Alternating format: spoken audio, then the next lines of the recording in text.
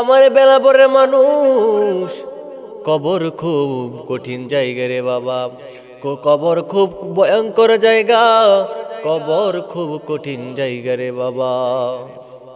হযরতে ওসমান গনি জিন্নুরাইন সব সময় কবরের পাশে দাঁড়িয়ে থাকতেন। তিনি কবর দেখলে খুবই ভয় পেতেন। সব সময় তিনি কবরের পাশে দাঁড়িয়ে থাকতেন, কবর দেখলে থরথরায়া কাঁপতেন। হঠাৎ করে একদিন সাহাবারা জিজ্ঞাসা করলেন, হে উসমান গনি, আপনি তো দুই নূরের অধিকারী, আমার রব্বুল আলামিন আপনাকে তো দুই নূরের অধিকারী করে বানিয়েছেন, আপনি তো দুনিয়ায় থেকে জান্নাতের সার্টিফিকেট প্রাপ্ত, তারপরও কেন আপনি কবর দেখলে ভয় পেয়ে যান, থর থর করে কাঁপেন? তখন উসমান গনি সাহাবাদেরকে বললেন, হে তোমরা শোনো, আখিরাতের প্রথম ঘাঁটি হচ্ছে কবর। ওই কবরে যখন প্রশ্ন করা হবে, আমি জানি না কিভাবে ওই কবরের প্রশ্নের জবাব দিব, আমি জানি না আমি কি পারবো ওই কবরের প্রশ্নের জবাব দিতে, আমি তো জানি না পারবো কিনা ওই কবরের প্রশ্নের জবাব দিতে। এই জন্য আমি ভয়ে থর থর করে কাঁপি, এই জন্য আমি সব সময় কবর দেখলে দাঁড়িয়ে যাই, কবর দেখলে আমি ভয় পেয়ে যাই। আজকাল আমরা কেমন মুসলমান হইলাম রে বাবা। মা বাবা কিছুদিন আগে হইল দুনিয়া থেকে অন্ধকার কবরে গেল। ওই কবর বাড়ির পাশে কবরের মধ্যে মা শুয়ে রইল। মা যখন দুনিয়াতে বেঁচে থাকতো, মা ওই সন্তানের খোঁজ খবর নিত, এই মা সন্তানরে কত ভালোবাসতো। আজকে জনম দুঃখনি মা অন্ধকার কবরে, ওই কবরকে ভয় পেয়ে কবরের পাশে সন্তান চাই না।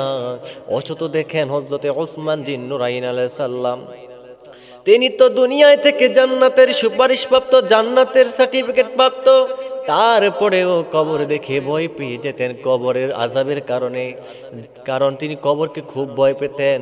আজকাল আমরা কেমন মুসলমান, বাড়ির পাশে অথচ কবর রয়েছে, কবর দেখে আমাদের অন্তরে ভয় লাগে না। অথচ এই কবরের মধ্যে আপনার আমার আত্মীয়, পাড়াপড়শি, প্রতিবেশীরা শুয়ে আছেন, অনেকের মা বাবা শুয়ে আছেন, মা বাবার জন্য দোয়া করতে পারি না। কবর জিয়ারত তো দূরের কথা, কবরের পাশে দিয়ে আমরা যেতে রাজি না। এই কবরকে আমরা ভয় করলে দুনিয়াতে আমাদের দ্বারা কোনো পাপ কাজ হবে না। একদিন আমার আপনার প্রিয় নবী সাল্লাল্লাহু আলাইহি সাল্লাম সাহাবাদেরকে নিয়ে কিছু কবরের পাশে দিয়ে হাঁটতেছিলেন। তখন আমার নবী, আপনার নবী, কবরের পাশে হঠাৎ করে দাঁড়িয়ে গেলেন। বলে, হে সাহাবেরা, আমি দেখতেছি কবরের মধ্যে আযাব হচ্ছে, যাও তোমরা ওইখান থেকে দুইটা খেজুরের ডালা নিয়ে আসো। প্রিয় নবী সাল্লাল্লাহু আলাইহি সাল্লাম, আমার আপনার নবী সাহাবাদেরকে বললেন, যাও তোমরা ওইখান থেকে দুইটা খেজুরের ডাল নিয়ে আসো।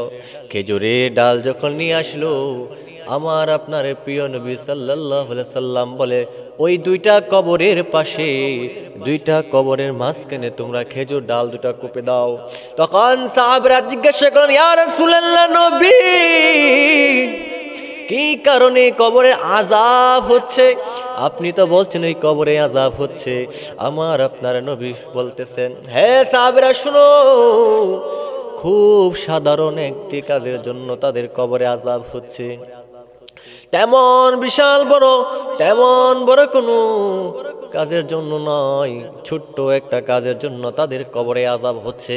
তারা যখন দুনিয়াতে বেঁচে ছিল, তারা যখন দুনিয়ার জমিনে ছিল, দুইটি কাজের কারণে তাদের কবরে আযাব হচ্ছে।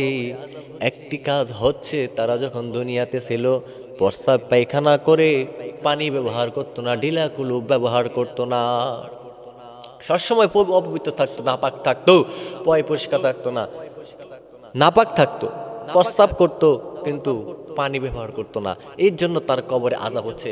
আরেকটি কারণ হচ্ছে, এদের লোক যখন ব্যবসা বাণিজ্য করতো, কাজকর্ম করতো, যখন দোকানদারি করতো, ব্যবসা করতো, সে ওজনে কম দিত, কি ওজনে কম দিত।